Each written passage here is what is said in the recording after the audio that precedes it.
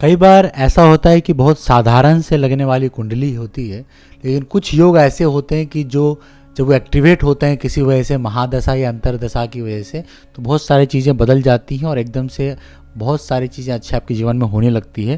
तो फिर आपको समझ नहीं आता ये क्यों हो रहा है। ये आपके साथ भी हो सकता है और आपके किसी दोस्त या रिश्तेदार के साथ भी हो सकता है। तो चलिए, मैं आशुतोष आपका स्वागत करता हूँ अपने चैनल दोसा करा वैदिक एस्ट्रोलॉजी में। मैं बात मेष लगन की करने वाला हूँ और मेष लगन में बनने वाले कुछ ऐसे राजयोगों की बात कर रहा हूँ जो 15 सूत्र लेके आया हूँ मैं छोटे छोटे, हम उसकी विवेचना यहाँ पे करेंगे। तो चलिए हम शुरू करते हैं, ज़्यादा समय व्यर्थ नहीं गंवाते हैं। ये हाउस आपका पहला है, जैसे कुंडली है, ये हमेशा ही फर्स्ट हाउस होगा। ये सेकंड है, ये थर्ड है, ये फोर्थ है, ये फिफ्थ है, ये 6, 7, 8, 9, 10, 11, 12, ये हो गए हाउसेज। ये हमेशा ही कांस्टेंट रहेंगे। अब चूंकि मेष लगन की बात हो रही है तो यहाँ पे एक नंबर ही होगा आपके लगन में। पहले घर में आप देखिए कौन सी राशि लिखी है, यानी मेष राशि है, तो इससे हो जाता है कि मेष लगन है। तो हमारा जो पहला सूत्र वो ये कहता है कि मेष लगन में आपका जन्म हो, सूर्य लगन में उच्च का हो, है ना, यानी कि लगन में आपके यहाँ पे सूर्य हों, सूर्य बैठे हों, है कि नहीं। और सूर्य जो है मेष लगन में उच्च के होते हैं, मेष राशि पे उच्च के होते हैं। तो एक नंबर की राशि पे सूर्य जो है आपके यहाँ पे उच्च के होंगे, तो ये होने चाहिए। और गुरु जो है कर्क राशि में उच्च का हो, तो कर्क राशि ने 4 नंबर यहाँ लिखा है, यहाँ पे आपके गुरु हो, तो ऑटोमेटिकली ये 4th हाउस है। तो 4th हाउस में है गुरु और 4 नंबर पे है, उच्च के हो। और मकर के 10वें भाग में मंगल जो है आपके, वो यहाँ आपके 10th हाउस में होने चाहिए। यहाँ पे मंगल बैठे हों, है ना, मार्स, यहाँ पे आपके मंगल बैठे हो, मार्स बैठे हो 10 नंबर पे, चूंकि क्या है मकर राशि में मंगल उच्च के होते हैं, 4 नंबर पे गुरु उच्च के होते हैं और 1 नंबर पे सूर्य यानी मेष राशि में सूर्य उच्च के होते हैं। अगर ये स्थिति बनती है तो कहीं ना कहीं आप अगर शास्त्रों के हिसाब से समझे तो आपका राजा के समान जीवन होता है, ऐश्वर्य और वैभव जो है हर तरीके से आप भोगते हैं। तो इस अभी के कलयुग की तरह अगर आप इसको समझना चाहें तो यानी कि कहने मतलब है कि आपके पास सब कुछ होगा, धन धान से परिपूर्ण होंगे, हो सकता है गवर्नमेंट जॉब भी आपकी अच्छी हो और आप बहुत सारा पैसा एंजॉय कर रहे हो, हर तरीके का सुख आप अगर भोग रहे होते हैं, तो ये स्थिति अगर बनती है कुंडली में तो ऐसा हो सकता है। तो चलिए, हमारा दूसरा सूत्र ये कहता है कि मेष लगन में सूर्य और गुरु उच्च के होने पर तुला का शनि सप्तम में हो, यानी कि शनि भी उच्च के होंगे, क्योंकि 7 नंबर पे क्या होता है, तुला शनि जो होते हैं उच्च के होते हैं। तो कहने का मतलब ये कह रहा है कि मेष लगन में सूर्य और गुरु उच्च के हों, तो यानी कि सूर्य अगेन यहाँ पे बैठे हों, 1 नंबर की राशि मेष राशि में सूर्य उच्च के होते हैं, और बृहस्पति अगेन यहीं पे हों, जुपिटर आपके 4 नंबर की राशि पे कर्क राशि में उच्च के होते हैं, और शनि यहाँ पे 7 नंबर पे हों, है ना, क्योंकि तुला राशि में शनि उच्च के होते हैं। तो भी जो है कहीं ना कहीं आपको एक राजयोग देखने को कुंडली में मिलता है, क्योंकि 3 ग्रह जो है कहीं ना कहीं आपकी कुंडली में उच्च के होते हैं। तो दूसरा योग ही हमारा बनता है। अब हम तीसरे योग के बारे में बात करते हैं। सूर्य जो मेष लगन में सूर्य और गुरु उच्च के हों, तो सूर्य अगेन यहाँ बैठे हों, है ना, और गुरु यहाँ बैठे हों, जुपिटर 4 नंबर पे, और आपका जो चंद्रमा है वो स्वग्रही होना चाहिए। स्वग्रही मतलब 4 नंबर पे ही अगर यहाँ पे आपका मून है, चंद्रमा, तो बृहस्पति के साथ है, तो एक तरीके से गजकेसरी योग भी है।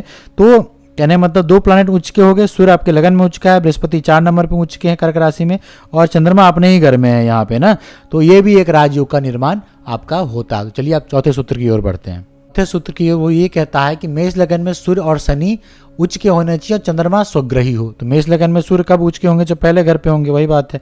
और यहाँ पे शनि कब उच्च के होंगे, जब 7 नंबर की राशि तुला राशि पे यहाँ पे शनि होंगे सैटर्न, तो ये दोनों उच्च के हो गए, है कि नहीं।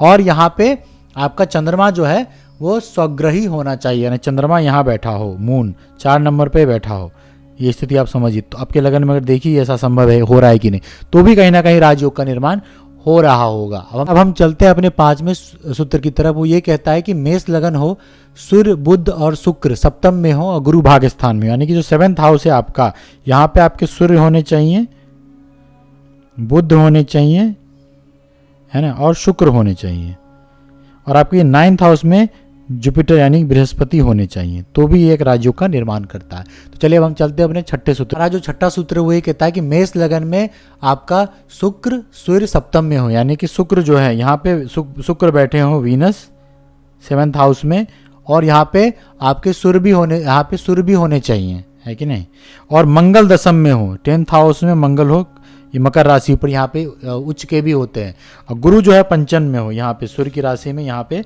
गुरु जुपिटर होने चाहिए आपके।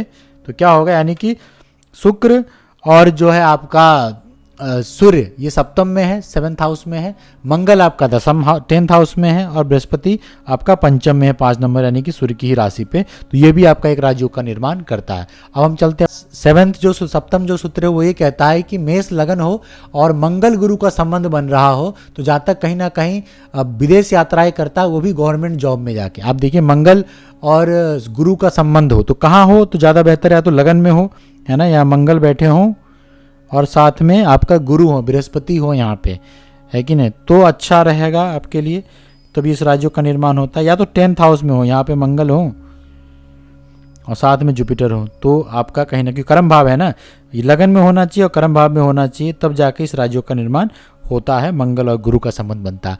अब हम चलते हैं अपने अगले सूत्र पे। तो ये कहता है कि 11th हाउस में आपका चंद्रमा और गुरु हो और उन पे शुभ ग्रहों की दृष्टि हो, तो क्या होता है कि आप शासन में अच्छा काम कर पाते हैं, यानी कि प्रशासन शासन में आपको अच्छा रहता है। तो यानी कि यहाँ पे क्या हो, यहाँ पे आपके मून हो, यहाँ पे आपके मून होने चाहिए और जुपिटर होने चाहिए, तो एक तरह से गजकेसरी योग भी है ना। चंद्रमा और बृहस्पति आपके 11th हाउस में हो, है कि नहीं, उन पर शुभ ग्रहों की दृष्टि हो। तो अब मान लीजिए कहाँ से शुभ ग्रहों की दृष्टि पड़ेगी, तो अगर आप देखिए 1 2 3 4 5 6 7, यहाँ पे अगर शुक्र बैठे हैं, तो आप देखिए 7वीं दृष्टि 1 2 3 4 5 6 7, 7वीं दृष्टि इन पे पड़ेगी क्योंकि शुभ ग्रह की दृष्टि पड़नी चाहिए। तो नेचुरल बेनिफिट में आपका आप ये मान के चलिए कि शुक्र है, तो शुक्र की दृष्टि पड़ रही है, तो एक तरीके से राजयोग का निर्माण यहाँ पे होता है। अब हम चलते हैं अपने 9वें सूत्र पे। वो ये कहता है कि मेष लगन हो और सूर्य लगन में ही हो। यहाँ पे मान लीजिए लगन में सूर्य बैठे क्योंकि मेष लगन है ना। आप वृष का चंद्रमा धन में हो, यानी वृषभ राशि, यहाँ पे मून होना चाहिए चंद्रमा, ये 2nd हाउस को धन का स्थान बोलते हैं, तो वृष राशि है, टॉरस है, यहाँ पे मून होना चाहिए आपका, है कि नहीं। और राहु जो है कहीं ना कहीं आपका मिथुन राशि यानी 3rd हाउस, पराक्रम वाले घर में 3rd हाउस में आपका यहाँ पे राहु होना चाहिए।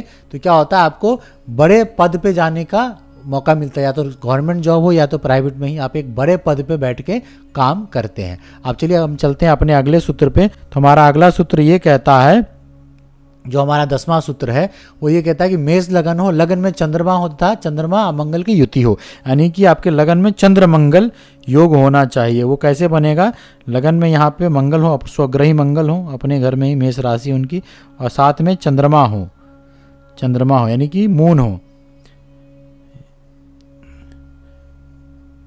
है ना, आप मान के MO मून और आपका मंगल MA ये होना चाहिए। तो ये आपका एक तरीके से कुंडली का 10वां जो है राजयोग बन के रेडी है। अब हम बढ़ते हैं 11वें सूत्र की तरफ, जो ये कहता है कि मेष लगन हो तथा सूर्य उच्च का हो, यानी सूर्य कहाँ पे होगा, आपके लगन में यहाँ पे सूर्य होगा तो उच्च का होगा, है ना, क्योंकि मेष राशि में सूर्य उच्च के होते हैं।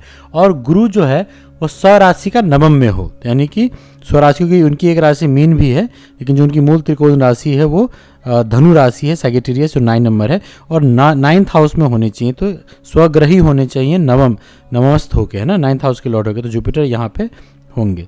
उसके बाद जो मंगल है आपका, मंगल जो लगन का लॉर्ड होके कहाँ पे हो, उच्च का हो, तो उच्च का कहाँ होगा, मकर राशि में, तो यहाँ पे मंगल होने चाहिए।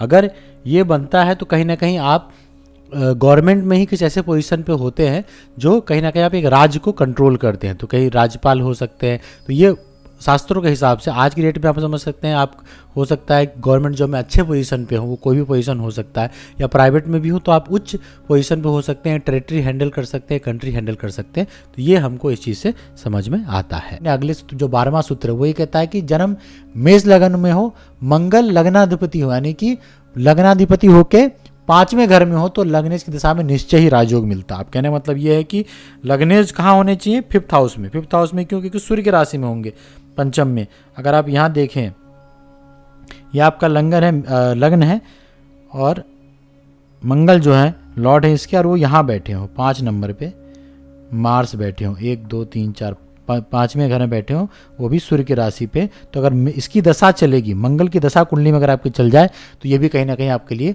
राजयोग का निर्माण करता है। अब हम चलते हैं अपने 12वां सूत्र, वो ये कहता है कि आपके 4th हाउस के लॉर्ड यानी कि मून यहाँ पे, है ना, और आपके भाग्येश यानी कि जुपिटर यहाँ पे 9th हाउस के लॉर्ड, 9th आपका भाग्य माना जाता है, ये कहाँ बैठे हो, ये कर्म भाव में बैठे हो, यानी कि 10th हाउस में बैठे हो, यहाँ पे बैठ जाएं मून और जुपिटर। और मंगल आपका जो लग्नेश है यानी कि मंगल वो अच्छी अवस्था में, अच्छी अवस्था मतलब वो अस्त नहीं होना चाहिए, राहु के साथ नहीं होना चाहिए। अगर 5th हाउस में हो, लगन में बैठे हो, भाग्यस्थान में बैठ जाए तो कहने का मतलब कि लगन की स्थिति, लग्नेश की स्थिति जो आपके लगन के लॉर्ड है वो अच्छे होने चाहिए। तो आपको कहीं ना कहीं सेना में उच्च पद की प्राप्ति हो सकती है, यानी कि आप मिलिट्री वगैरह में ट्राई कर सकते हैं, सेना में ट्राई कर सकते हैं। हमारा 14th सूत्र है, सेकेंड लास्ट जो है 15 सूत्र की हमने बात करी थी, वो ये कहता है कि मेष लगन में लग्नेश जो है लगन को देखता हो, है ना। ये लगन की यानी कि मंगल कहाँ बैठेगा तो अपने लग्नेश को देखेगा। मंगल 1st हाउस का लॉर्ड है। मंगल की दृष्टियाँ कौन कौन सी है? 4थी दृष्टि है, 7वीं और 8वीं दृष्टि है। तो मंगल जो है आप यहाँ से देखिए, मंगल अगर आपके यहाँ बैठ जाएं, है ना, तो वो अपने आप को देखेंगे, 1 2 3 4 5 6 7, वो अपने ही घर को देखेंगे, है कि नहीं। या मंगल जो है आपके यहाँ बैठे हों तो भी 1 2 3 4 चौथे दृष्टि से अपने आप को देखेंगे, है कि नहीं। तो कहने का मतलब है कि मंगल लग्नेश की दृष्टि अपने आप पे हो, लग्नेश खुद को देख रहा हो, है कि नहीं। और भागेश गुरु केंद्र या त्रिकोण में हो, तो भागेश कौन है? भागेश आपका गुरु है, 9th हाउस का लॉर्ड है। ये केंद्र या त्रिकोण में हो तो या तो चौथा यहाँ बैठ जाएं आके जुपिटर तो केंद्र में हो जाएंगे, यहाँ भी केंद्र में होंगे, यहाँ भी केंद्र में होंगे, लगन में भी केंद्र में होंगे।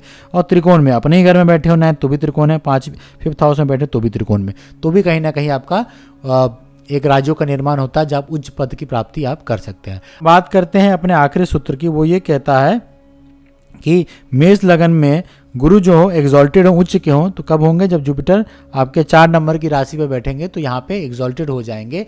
और मंगल जो है गुरु के साथ ही बैठे हो, यानी लग्नेश जो मंगल है वो यहाँ पे जुपिटर के साथ ही बैठे हैं, तो भी कहीं ना कहीं राज्यों का निर्माण होता है, क्योंकि दोनों संयुक्त दृष्टि से 10th हाउस कर्म भाव को देखते हैं। तो यहाँ भी एक राज्यों का निर्माण होता है। तो ये थे हमारे छोटे छोटे 15 सूत्र। आप अपने कुंडली में चेक कीजिए इनमें से कोई भी एक योग है क्या, और अगर है तो कमेंट में बताइए, फिर उसको कैसे फलित करना है ये मैं आपको बताऊंगा। बहुत बहुत धन्यवाद आपका। शेयर कीजिए, लाइक कीजिए, सब्सक्राइब कीजिए।